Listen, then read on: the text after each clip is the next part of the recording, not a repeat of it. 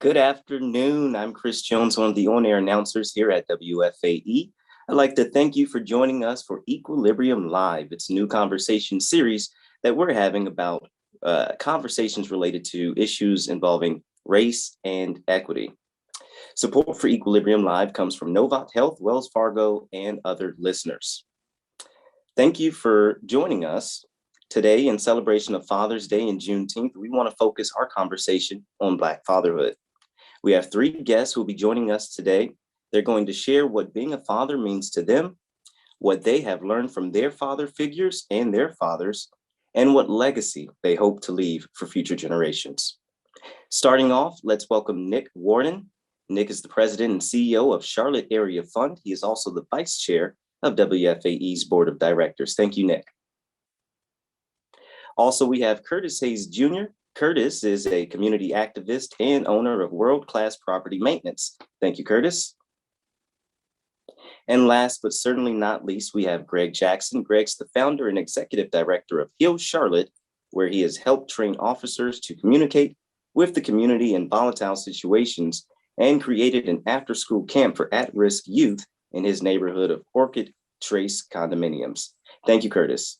Or thank you, Greg, I should say. I'm sorry. To paraphrase, gentlemen, from President Obama, anyone can have a child. That doesn't make you a father. It's the courage to raise a child that makes you a father. With that, I want to start this conversation by asking this question to each of you. Could you tell us a little bit about your children, just their genders and their age, and what does being a father mean to you? Let's start with Curtis. Hey, first off, Chris, thank you so much for having me. Nick Wharton, thank you so much for having me and guest. Honor to be here with you today. I have two children. My daughter is 12. My son is 7. And what it means to be a father to me is extending the future of my family, of our legacy, and ensuring that those two take their rightful place in this world and go out and represent that last name well and just represent their friends, family, and constituents well. So a father to me is one that raises, disciplines, love, nurtures, and just overall cares for the overall growth of their children. So again, thank you for having me. Thank you, Curtis. Greg, tell us a little bit about your children and what does being a father mean to you? Yeah, first off, thanks for having me. Appreciate the platform, especially being able to speak as a Black father, as a Black man, and a father of 3 girls. I have 3 daughters. Yes, pray for me. 17, about to turn 12, and 6. They are all wonderful, great, extroverted personalities. But being a father is first a blessing, just to be trusted with life and to navigate life and help guide life, and being trusted by God to be able to do so. It's just an honor and a privilege to be a dad, and to be in charge of, just navigating these young children into adults that will be productive and be salt to the earth. So first, spiritually, it's a blessing, and an honor and a privilege. But worldly, it's definitely a challenge to be a father, especially a father of 3 girls. It's very humbling to be a father, and my role is to protect, provide, and create a village for her, for all of them. That will be able to support them and be with them alongside with me, and to always respect their mothers, so they understand how a man respects women. But it's a role of responsibility that cannot be compared to anything else. It's an absolute blessing to be a father. Nice, thank you. And Nick, could you tell us a little bit about your children and what does being a father mean to you? Absolutely. Thank you again for having the thought leadership to pull this group together on such a momentous occasion as Juneteenth, right? We're talking about Black fathers, which is really, really exciting. I have 3 children. My oldest is a daughter, she's 38, son is 36, and our youngest is 29. And, they are, quite frankly, the joy of my life. And I say that because growing up in New York City, I came from a home where my father wasn't really at home. He wasn't present. And so as a result of that, a whole range of impacts occurred. And so I'm just excited to be a part of breaking sort of intergenerational dynamic, right, of being not just in the home, but fully present and helping to launch our children's lives and careers. And married to a wonderful wife, Regina, for 42 years. And so it's just really an honor to really help them through their challenges as young adults. You never stop parenting. And as a Black father, I realized that there are so many myths about whether or not we're truly present in their lives, whether we're actually making a difference, not only in our children's lives, but in the community's lives. And so I just think this role of being a father is an enormous responsibility and requires great risk-taking, great insight, great empathy, and great listening. And so I'm just thank you for having this panel.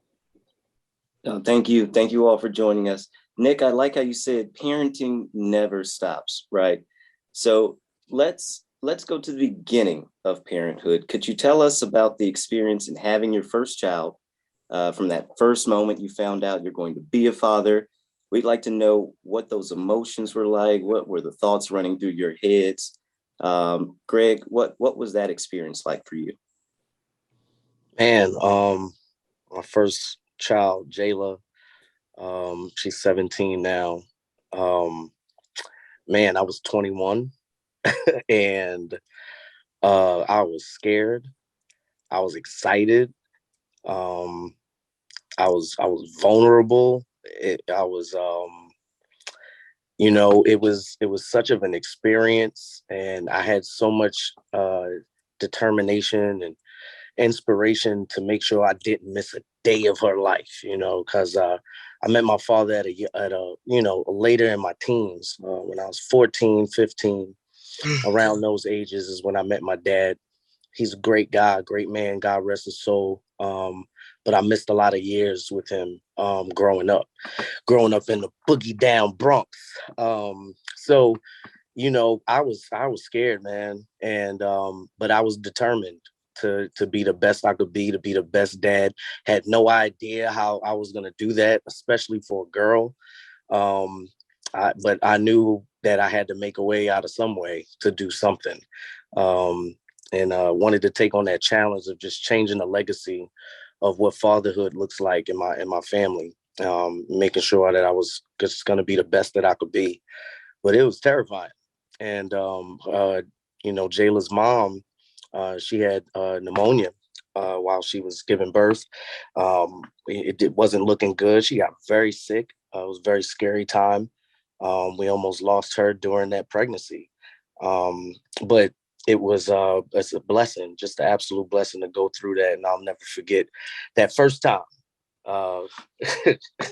have experience now. So I feel that as I went through with my second and third child, the anxiety wasn't there like the first time, but I was terrified. Yeah. Nick, you had maybe some challenges as well. Could you tell us what that experience was like for you having your first child? Sure. As I mentioned, Regina and I have been married for some time now. We have like 30 ages of our children, so you can imagine we were very, very young. But I will tell you, shotgun weddings aren't so bad as long as nobody gets hurt. So the bottom line is this: our first child being born was really kind of complicated. We had infertility challenges as a couple. And it was a time of great anguish and great sorrow in many ways. But then wife went for incredible surgical practice, upstate medical, and we were excited that it might be 80%, 90% chance that we would be able to conceive. And God had another thought. And so within, I don't know, a year or so, we were pregnant with our first daughter, and it was just an amazing time for us. So that really encapsulated, our mindsets, right? And so many, families today struggle with infertility, right? And so they do a range of things, but just hold out, keep working at it, do the things you need to do. But after our first child, a year or two later came Hassani, our second. So Kia, Hassani, and Hadia. And then, of course, some years later, as I told you the years, we had Hadia, which is our youngest child. And Hadia means gift from God. And so, and that's exactly what she has been, and all of them have been. So that's where we were. A gift from God. That's wonderful. Curtis, could you tell us a bit, how was that experience for you having your first child? What were those emotions and those thoughts running through your head? I would say that they were kind of similar to Greg. I mean, I had my daughter at, I was 21. My daughter's 12. So, at that age, you're still trying to find yourself. So, when I found out that I was bringing a child into this world, I mean, I was excited, but I think that most of it was scared and trying to figure out, what my next move was and how I was going to provide for not only myself, but for this child whom I went out and created. So, again, it was a blessing, though. It was definitely a blessing in disguise because, at those times you're trying to figure out who you are and what you're going to do and what your purpose is. So I felt like that was the beginning of me walking in the purpose that God has set forth for me, which is becoming a father and being responsible for a life. So, it was a great experience. It was a learning experience. But at the same time, definitely scared, would be what I said on my first experience. Don't know how in the world my son got here, but the second experience was definitely much better. That's good. Gosh, guys, in our community, in our Black community, they say it takes a village to raise a child, and that village is pillar in the Black community. How important is that village for your children? And how are you a part of that village for other children? Greg, I'll turn that to you. Tell us about that village. Yeah. Before I jump on that, let me just give props to the mothers of my children. I have 3 children, 2 mothers, Ebony and Yakisha. As we talk about the village and as we talk about being a dad, I am blessed with 2 amazing women raising my children. I have 3 girls, so I don't have all the answers as they go through puberty, as they learn about themselves as Black women and how to express themselves. I just wanted to shout them out. I know the other brothers would feel the same. So shout out to the women, the mothers of the village. As we protect and provide, they nurture and hold the house down. But outside of that, of the family, there's a family outside of that family. I'm from the Bronx, man. I'm from an era where you walk up the block, Miss Flo can tell you what to do. Miss Flo could check you. Mr. Street can check you. The elders in the community could check you until you go back down the block. I'm from that era. I'm an 80s baby, and I love that era. I love what community meant then, where you can have people that weren't your blood relatives, but they were family, and they had authority, and you respected them as elders. As we teach the kids in my community, as I run Hill Charlotte, now it's more taking on an Eastern mindset. And not reflecting what Western civilization has taught us as Black people and living by the theology of the Ubuntu. I am because we are because I am, the each one teach one, everybody reach one. It's so important for especially a young Black woman, young Black man, to have security system around them to protect them from the evils of this world that looks down on them or marginalizes them because of color of their skin. And as an activist, I fight for those things all the time, equality. And I really am an example for my kids that they understand what a village looks like. That's why I take pride in having mentees and having young children that I pour into, because I want them to be able to see that not only does my dad want that for me, he is that for other children that aren't his. Biologically, I have 3 daughters, but spiritually, I have, almost 40 kids that I keep in contact with and make sure that they're all right. And anything I can do for them, I'm willing to do it. It's important for us to have villages as Black people, because that is the way that we are as Africans living in America. That is who we naturally are, and that's who we have to naturally be. So we can reflect the type of world and the empires that we used to live and operate in. We're more than capable of reliving those moments. We just have to be more communal. And not individualistic, like this westernized society has, trained us up to be. And I try to be a reflection of that for my children at all times. We all need a village, all of us, no matter color or creed, but especially young Black men and young Black women in the country that we live in. So it's important, very much important. Thank you for sharing that. Our listeners really do need to hear that truly is a pillar. That was a pillar for me, and that was a pillar for you all. Let's turn the page a little bit to Nick. Nick, you have a podcast. It's called Walking with the Whartons, in which you also reference that you didn't necessarily want to follow your father's example when raising your children. I think we have a clip from that. Let's hear that clip. Always wanted to be a great parent. Having my mother raised us as children, my dad was not a good dad. For all intents and purposes, right, because of his challenges. So I always wanted to be a non-example from him in many ways, right? So, I aspired to be a great dad, a dad that was present in their lives and culturally affirming. Well, I didn't see that coming.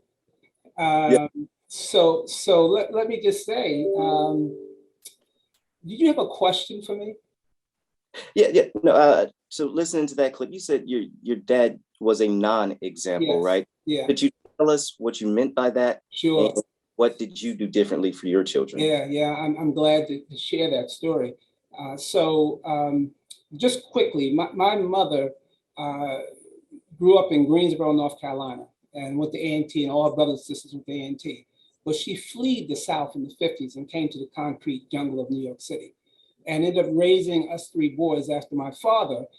He was not really focused. I think he had a lot of resident anger in terms of his dreams not being able to be realized. And he resorted to domestic violence. So I had a chance to kind of experience that in the home. My brothers did as well. My older brother was probably more impacted than I was. But I learned some things. In order to grow and to be the kind of father that I wanted to be, I had to forgive him in many respects. And at the same time, use him as a great non-example. I didn't want to be that kind of person. I wanted to be someone that my children could talk to, could communicate with. And the fact of the matter, though, is that, Chris, I had a number of really strong male role models, basketball coaches and others. I played ball in New York City. And so I had a whole village, to Greg's point, that protected me and guided me. My high school coach, who played for the winningest high school basketball team in the public school system in New York City, right? And our coach, Chuck Graham, used to say one thing to us. He said, Nick, he tell the whole team this. He say, if you want to have a good life, right, then you have to graduate from high school. Because if not, you're going to have an ugly life. You're going to drive an ugly car. You're going to have an ugly dog. You're going to marry an ugly woman. And he'd go all down the line and we'd be laughing to no end. But he was trying to tell us something, right, about life and the things we need to do. And he passed me on to other strong African-American men, right? And so this notion of village is so important. I worked for 15 years in higher education at Intercultural College and Binghamton University. And I was able to recruit and bring in hundreds of young people who hadn't had an opportunity to go to college. Many of them today are doctors, lawyers, and professionals, because we built a village, right? A culturally competent, conscious, wise village. That it really wasn't all about them, it's about who they can help and what they can give to others. And so these individuals today are living an incredible life. Right now, in my current role, we have hundreds of families, right, that are being impacted by economic disadvantagement, as well as COVID-19 over the last few years. So I get to see a lot of men who are really striving to do the right thing for their families. And they want to reshape their career paths and do something to bring dignity to their families and to the community. So I'm excited about the proposition that there are a lot of strong men, you know, and that I know, that Greg and Curtis knows, that are doing the right thing. They don't get much attention, right? But at the same time, in a city like Charlotte, we've got some of the most prominent African-American men who are proud fathers too. And so we have to acknowledge that, right? It's a long-winded kind of question, but the point is, being a non-example, sometimes, as Greg said, when you don't have a father in the home, it's hard to always know what to do, but you got to know what you're not going to do, right? And so that was the sort of the guiding piece, and these others filled in the blanks for me. Thank you for that. Nick was just talking about something that can be a generational pattern that we could find in our community. But I like how you mentioned forgiveness for your father. Let's turn it to Curtis. Curtis, could you tell us your experience with maybe trying to break those generational patterns and forgiveness? Yeah. So when you talk about breaking that generational pattern, generational cycle, my father wasn't in my life. My father and my mother had two sets of twins, 2 years apart. I have a twin sister. I have a little brother and little sister that are twins. But my father chose the bottle over his responsibility at that time. So, you know, when you talk about forgiveness at 33 with my own children, that's what I had to do in order to break that cycle. Through my nonprofit and my mentorship, which is called Excuse Maker or Cycle Breaker, we challenge people to not make excuses of where they come from, but rather break the cycle of where they come from. So being the founder of that, I have to lead the charge. So recently, about a year and a half ago, I actually moved my own father down to Charlotte, North Carolina with myself, where he is now retired. He is a recovering alcoholic. But I did that because, you know, he didn't see his father. His father didn't see his father. And I didn't know my grandfathers due to that. So I didn't want my own kids to go through that same problem or same issue or same cycle just because I chose not to break it. So when you talk about forgiveness, when you talk about changing the course of your family, it really starts with there. It really starts with healing from it first. Forgiving the individual who caused the trauma or caused the hurt, and then figuring out the solution. And the solution was to that was me bringing my father here so that he can experience his grandkids. It was a cycle that he broke too, because he actually had to make the decision and be intentional in being a grandfather. You know, it was new to him. It's still kind of new to both of us. But I think that when you intentionally work towards solution, when you intentionally forgive, when you intentionally heal, a lot can transpire from that. And from that, my kids know their grandfather, my nieces and nephew knows their grandfather. They're able to learn about him, learn from him, which is a blessing in itself. So I definitely understand it. And that's how I took that approach, is forgiving my father, but also even taking it a step further and actually bringing him into our lives. So I definitely can speak on that. Wow. That's really inspirational, that it is that forgiveness piece that really brought your dad's presence back to your life, back to your children's life. That's incredible. That's incredible. And I guess, Chris, when you, and I don't know if I piggyback real quick to Nick and Greg, but you know, them are heads of that village. You know, they may not see it at their time, in their time, but I do think that it is myself and Greg Jackson's job and you know, the course of our generation, along with Mr. Wharton. I commend him because you know, men his age, they fell short.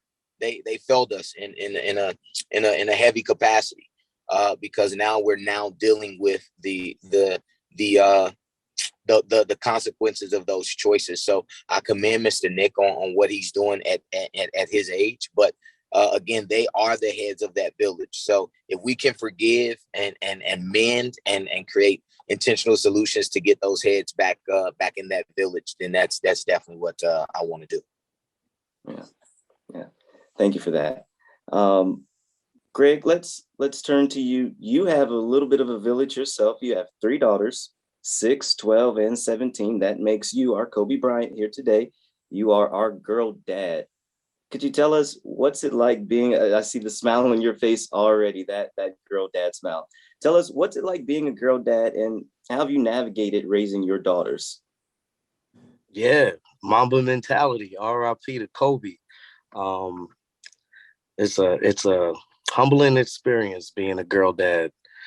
I think earlier when I got Gianna, my middle child, the second time I was like, man, I don't get to raise a son. I want to raise a king, I think we were all taught as young men that, you're supposed to have a boy and raise a young king. And, that's like your claim to your manhood. But I have seen some wonderful things raising these wonderful children. My daughters are strong, confident, boisterous, opinionated. They are extroverts. They are creatives. They are wonderful children of God. My daughters, they know who they are. Self-identity is very big in my household. We really focus on integrity, doing the right thing when nobody is looking, focusing on their passions, knowing what their purpose is, and me creating a legacy or helping them create a legacy that will live past them. And the same things that I do in the village, I make sure I do at home, if not 10 times more than what I do in a neighborhood. It is a humbling and honoring experience to know that I'm gonna be a part of raising 3 queens that will bring more life into this world, and them knowing the importance of their role as women in this world, to be able to produce and have children, and be wives and be barrier breakers and room shakers and confident as women. They know who they spiritually are, and they know how society looks at them as women and as Black women. As they get older, they understand how the world looks at them. Teaching my middle child to play chess so she can be a strategist, and understanding the world that is around them, giving them the street smarts that I have, and then relying on the women in my family, the women that are around, their mothers, to be able to teach me what they needed when they were young ladies, when they were growing up, what they would have liked to have in conversations, and where their fathers fell short, so I can be better as a dad. Not having the answers is just, it's a humbling experience. And sometimes my daughters are going through, and I just have to empathize and try to put myself in their shoes, which is some of the hardest things to do. But it's an honor and it's a challenge. But knowing that you're raising queens that will act as so and move as so in this world, and there'll be a reflection of the light of Christ in this world, and be examples for other young women. It just feels real good to be a girl dad, and it's a proud moment. Shout out to Kobe, RIP, for making it so popular. But yeah, I'm a proud girl dad. Shout out to my daughters, Jayla, Gianna, and Anel. Y'all, the world ain't ready for them. Yeah. 3 queens. That's beautiful. Nick, you have 2 daughters and a son. Did you have to change your parenting style and some of the lessons you instilled based on their gender? Absolutely. When I think about it, our son was in the middle, right? So he's a middle child. And so he certainly, got the challenges of having a sister above him and below him. And that wasn't really easy. But yeah, absolutely.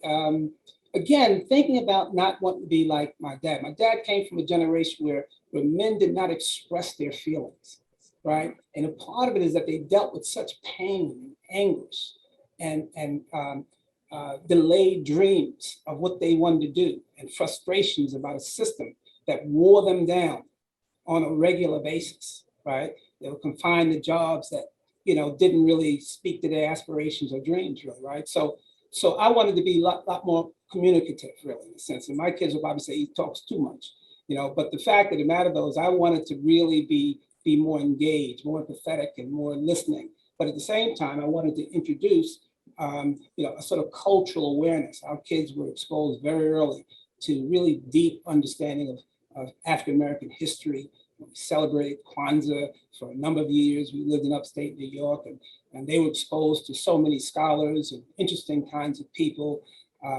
We just did a lot, both of us, Regina and I both, not just me, to really enrich our children and children around us and others. So in terms of my parenting style, I've had to learn a whole lot. I've made a lot of mistakes, and I probably will make some mistakes this afternoon. But the fact of the matter, though, is listening and trying to be present and being a guide and helpful to them is just really important. So sure, I've had to not change my who I am in order to be more effective with both my son and my daughters. Yeah, that's good. Having to change yourself in order to be effective. In thinking about changing ourselves, I want to turn to Curtis. Curtis, you had a very passionate interaction with a younger gentleman and an older gentleman back during the 2020 protest over the murder of George Floyd. Let's listen to a bit of that.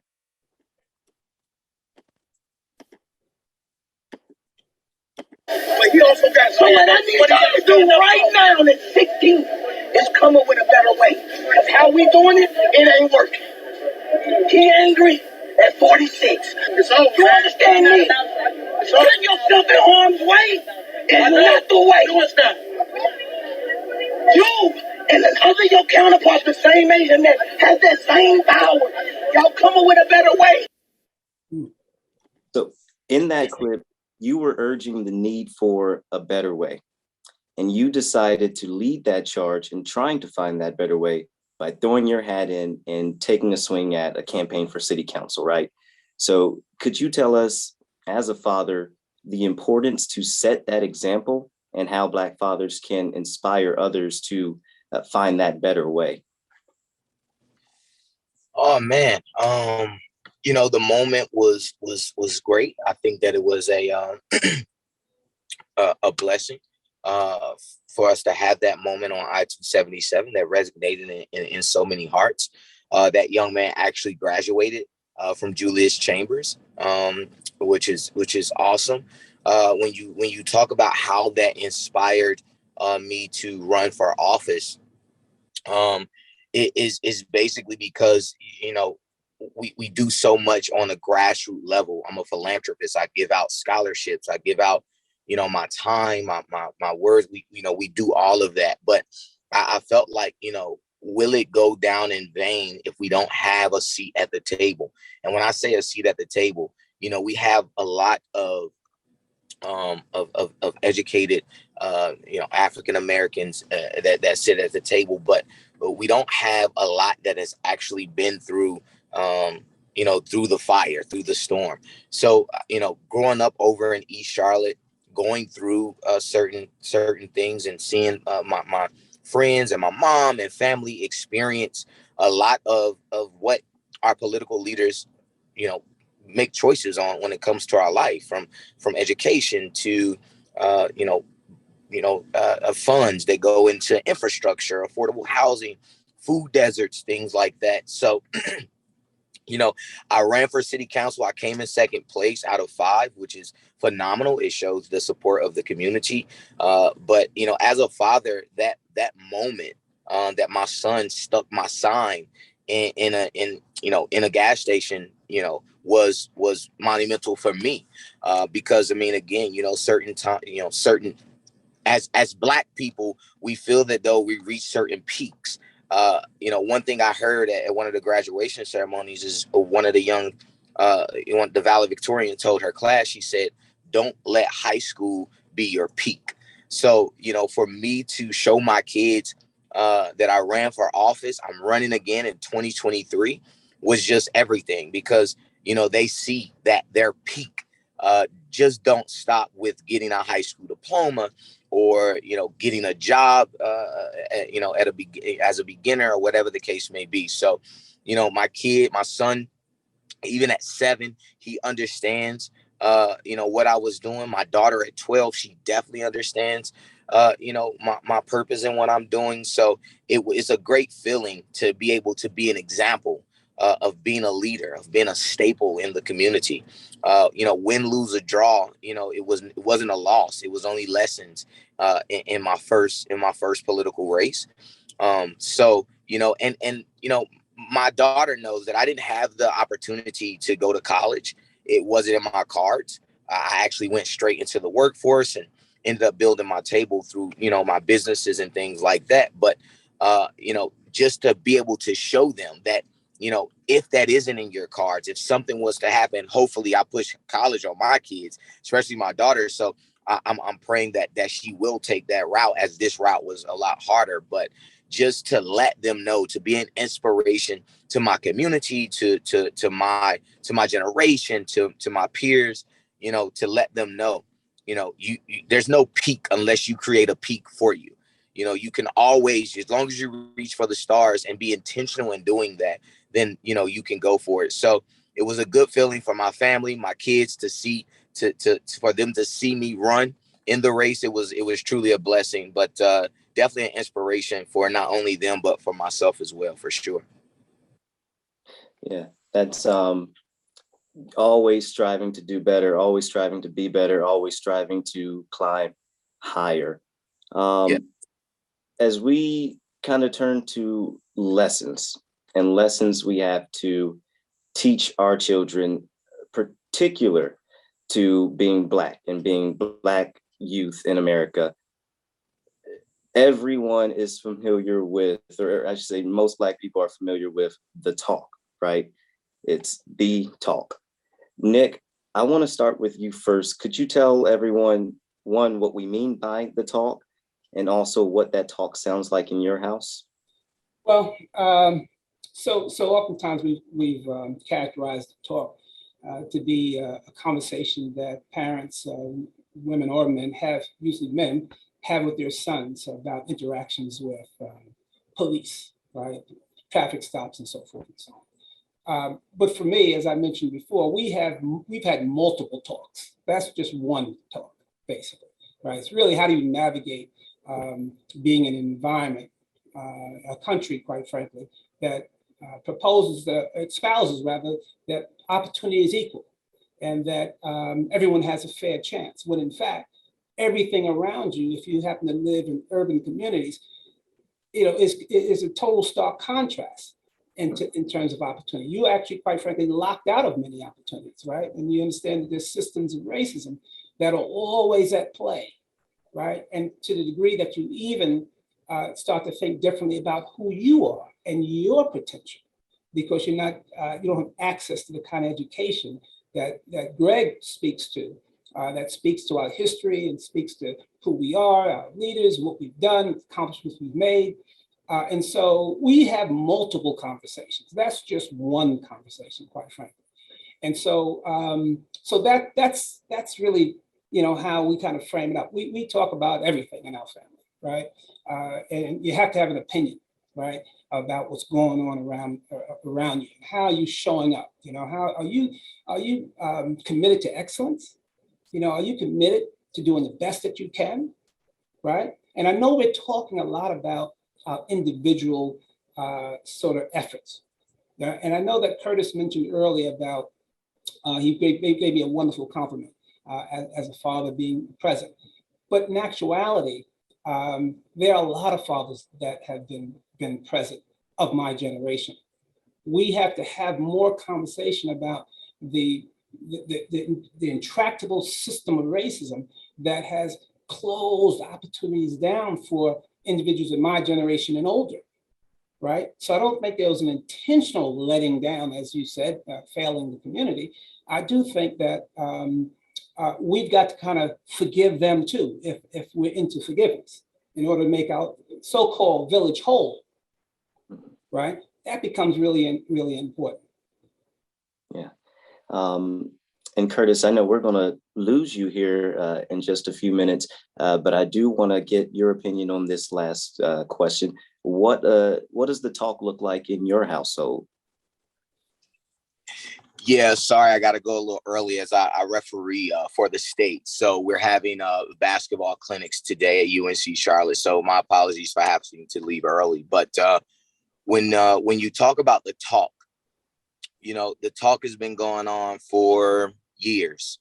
The talk has went on since we were brought over into this state by the white man. So when we talk about the talk, I hate the talk because it to me, and this is my opinion, the continued talk, I feel it kind of puts our kids at a disadvantage. It's kind of preparing them, just kind of letting them know, you know, hey, you know, if the white man pull you over, then this is what you should do.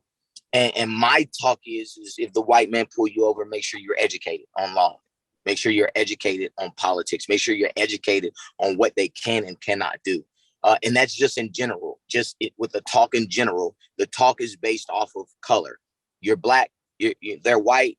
You know, if you're in this situation, this is what you should do. Don't do X, Y, and Z. But, you know, I like the good trouble phase. So when we talk about good trouble, that I definitely put that in the talk is, you know, you don't get into any bad trouble, but it's definitely okay to get in good trouble.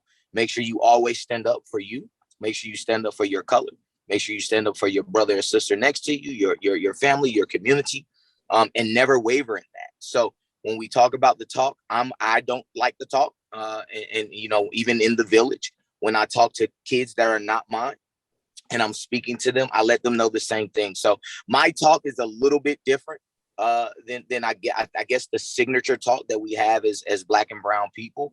But you know, I definitely make sure that I let them know doing that to just make sure that they're educated and make sure that they stand on what they believe in. And if what they believe in is correct, then I support them fully. So, you know, I think that we should definitely start shying away from the talk.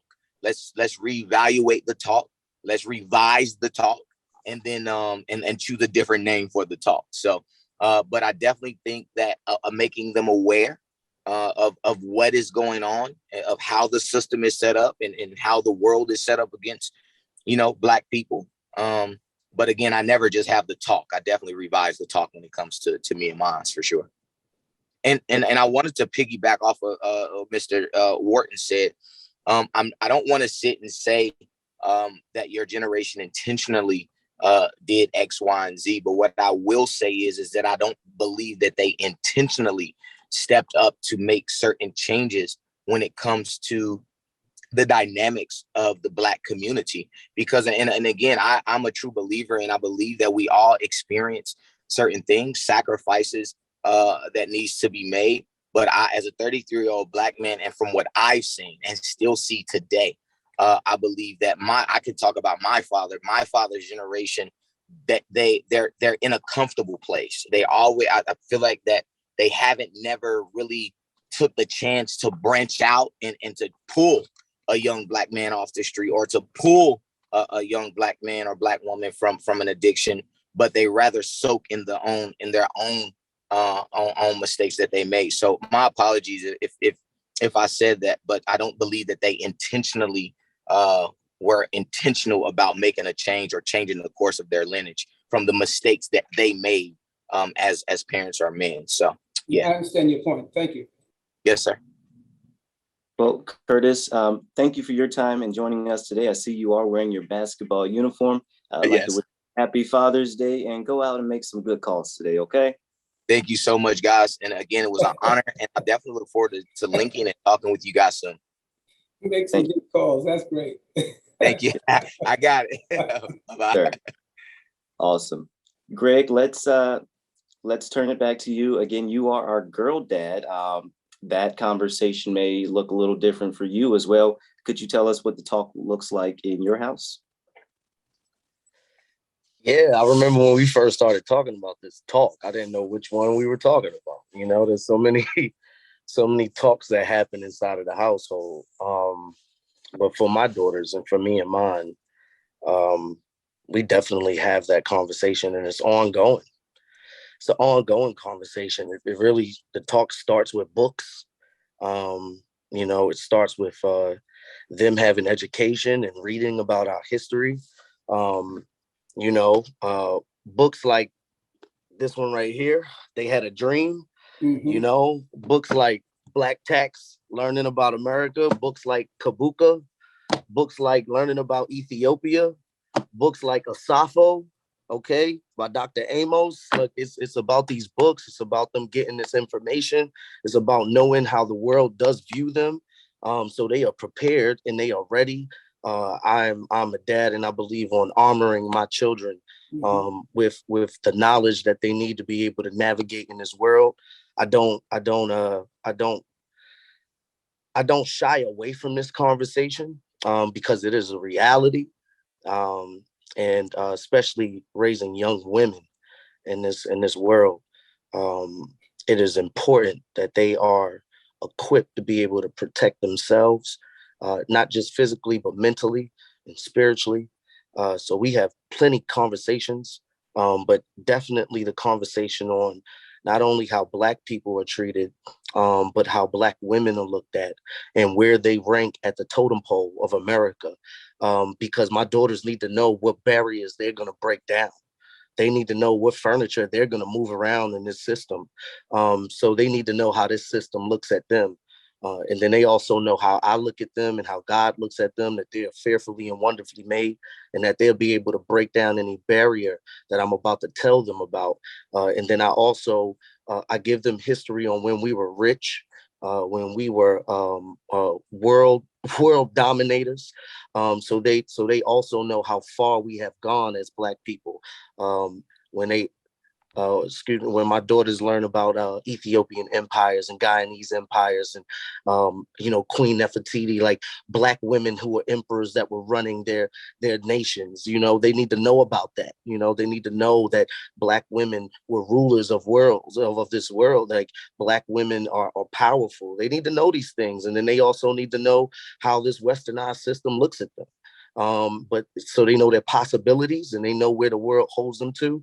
And I think it is very important that every father has that conversation with their daughters and with their sons, because we do not want our children walking around blind, getting sucker punched by the system.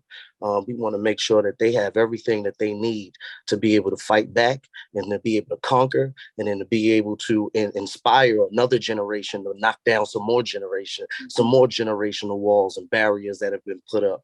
It's the only way that we as Black people are going to get the equality in this world, in this nation, and we can't lose sight of that. We can't dress this thing up and make it something that it's not. We have to give it to them real, and these kids appreciate that because they want to be able to change the world. They want to be able to be salt to the earth. They want to be able to be a difference maker and an impact person in this world, so they can see the change that they see, right? So they can be the change that they see in the world, right? So we having this conversation in the household, out the household, while we at Frankie's, you know, and it's, you know, we're treated differently anywhere. My daughters are very aware of that, and they see it, and it's good that they see it because they'll be able to change it for the future. Can I make a point about this talk, because just an add-on. Thanks, Greg. That was just brilliant. So I've come to believe that this sort of attention to Black people having this talk is really a sort of, while it's real, it is also a sort of an artifact of how white people look into a dialogue that goes on with Black people about race, right? Because in actuality, you know, as Greg said, and I'm sure Curtis will say, we have lots of conversations. Are we now to talk to our children about how to go to the supermarket after witnessing what happened in Buffalo? I mean, there's so many talks, you know, we could have. right? Yep. So much so that others don't want to know, basically. Okay, so this talk thing is sort of become sort of an artifact of sort of white gaze, if you will, into the conversations that Black people have about a shocking racial circumstance that they are sort of like, oh my God, I don't have to have this conversation with my child, right? I get the educational value of it all, but it's not just one talk, quite frankly. Yeah, I agree.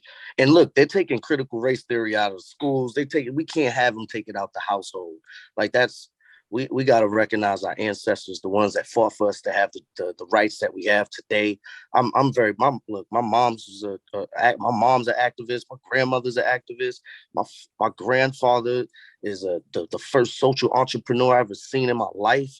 You know, just selling fruit in Baltimore on a corner, and then that fruit stand becoming a smoothie shop. Like people have worked hard for me to have what I have, and for me to be able to just give it back to the world. We can't ignore that, and we have to address it, and we have to talk about it. Like it's just the honest thing that needs to happen. We can't let people erase our history and make them dress up what's going on in America while young Black men and young Black women are facing injustices, and young Black men are being murdered in the street. No, we're going to have a conversation in my household, and my children are going to be equipped. Yeah, I love that you whipped out the books on us. In my household, it was very similar. It was my dad bringing out books that are specific to our culture, just because I'm not going to go get that at the school. But that is something that's important to learn at the house. And it connects you with your parents. That's a very important thing to do. Turn, because we do have a question from the audience. It comes from Sheila. Thank you, Sheila, for being here with us today. Sheila asked, would it help to have NC custody law modernized to presumed shared parenting to keep more fathers in our children's lives after separation or divorce? Nick, you're shaking your head. Do you have an answer? Yeah. So I'll just say, I think that's important. I think there's a lot of systems, right, that separate fathers from families. You know, even those who have been incarcerated and done their time, there are a variety of structures and processes that are not focused on reuniting families, right? And this is some of the most harsh situations. So sure, I think there's some value. That's a larger discussion, but the fact of the matter, though, we have to be about the business, really, of strengthening families as a whole, right? Obviously, you know, just as a system level, increasing to a living minimum wage for the state, you know, so folks could earn a solid wage, right?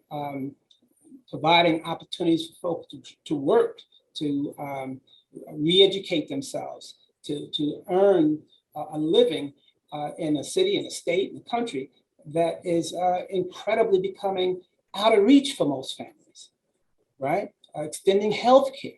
There are some very important systems initiatives that we need to really focus on that will help all families, not just Black families, but all families that are struggling. Yeah, I appreciate that, how you said, you know, changing the systems and things we can do in the future, things we can start to do tomorrow. And that being said, let's lastly talk about the future, right? We've gone from becoming fathers to the challenges and the joys of being fathers. Now let's talk about legacy. Let's talk about the legacy you hope to leave for future generations. And Greg, what does that legacy look like for you? Yeah, legacy is big in my household. Talking to my children, talking to the children of the villages that I'm a part of.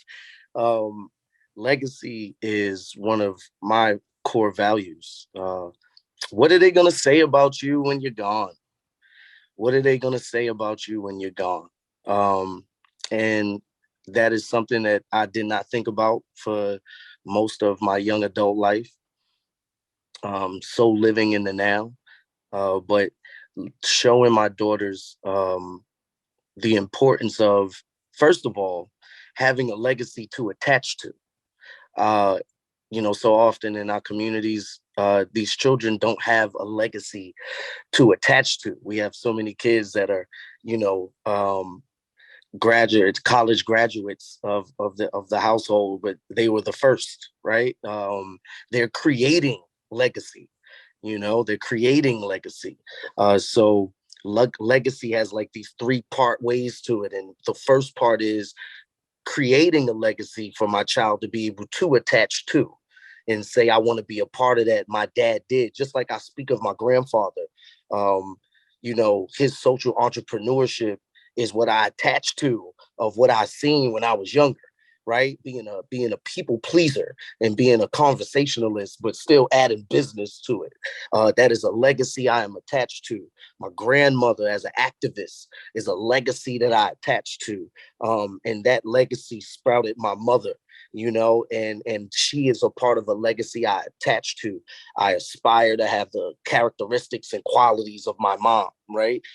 So it is important for you to have that legacy to attach yourself to, and then know that you have the power to either when you get older, continue that legacy, or create a legacy for your child to attach to, or other children to attach to. So you have the power to attach yourself to a legacy and the power to create a legacy. And these things can be negative or positive, and it's completely up to you on what you want to be to this world.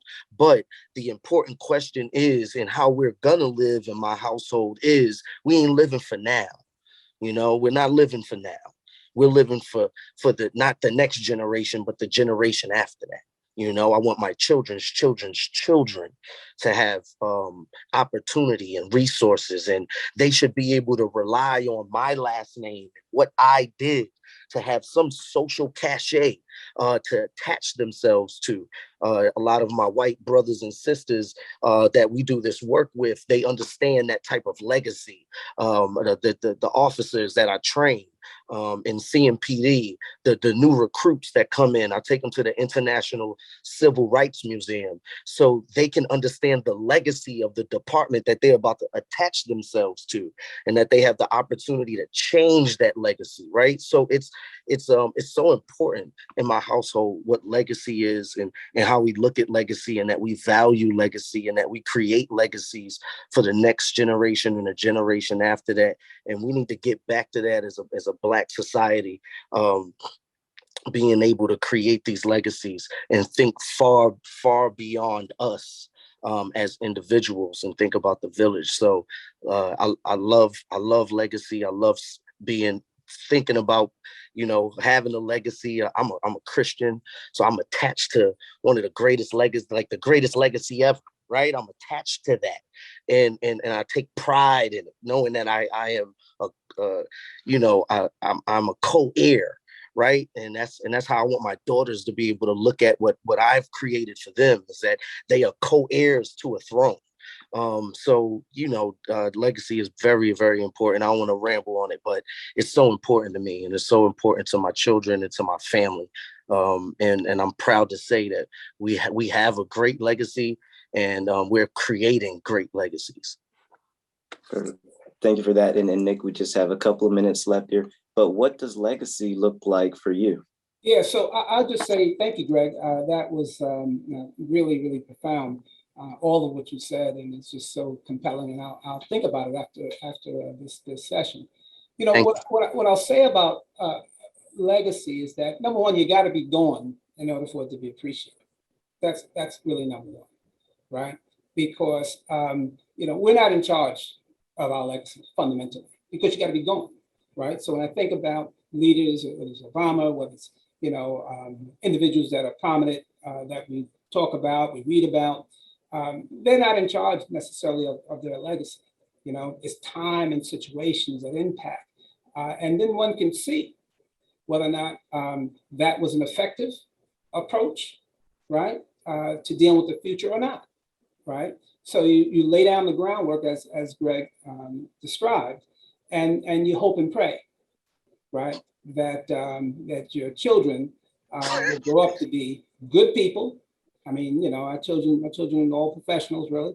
But the bottom line is that I want them to be good people, right? I want them to be concerned about their community. I want them to be grounded in the word, spiritual word, which is going to serve them well when they're confronted by circumstances and situations that they do not know how to handle. And they have to seek a higher power, higher than themselves, and higher than their intelligence or their degrees or whatever they think they have, right? So that's what I really want for them, right? Is to be good people, fundamentally, good people, make good choices, right? Because so much is about what we say and runs contrast to what we do. So I really want to be about some consistency, some predictability, right? Integrity. I want to be able to say and do and keep those consistent. And I like my children to do that as well. And it's not easy in this complex world. So I could say more about that, but I just want really them to be good people, right? And not think so highly of themselves, right? That they think they're better than others, right? I want them to just be grounded in the word, good people, and serve their community and be the best they can be. Not the best I want them to be, but the best that they want to be. Yes, sir. That is correct. Man, that was good. Yeah. Thank you, Nick.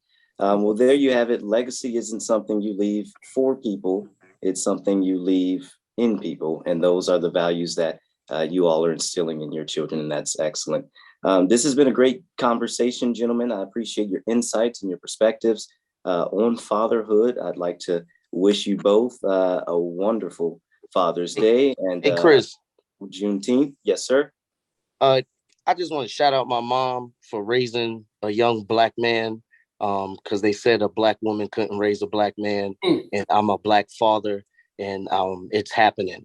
So shout out to my moms for defeating the odds and breaking down a barrier for me to be a strong Black man. Well said. Well said. Wonderful. Thank you for that, Craig. This has been Equilibrium Live, a new conversation series about race and equity here at WFAE.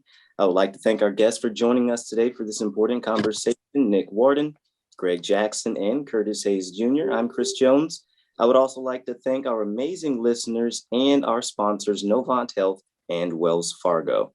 To learn more about upcoming Equilibrium events or WFAE events, go to wfae.org/events.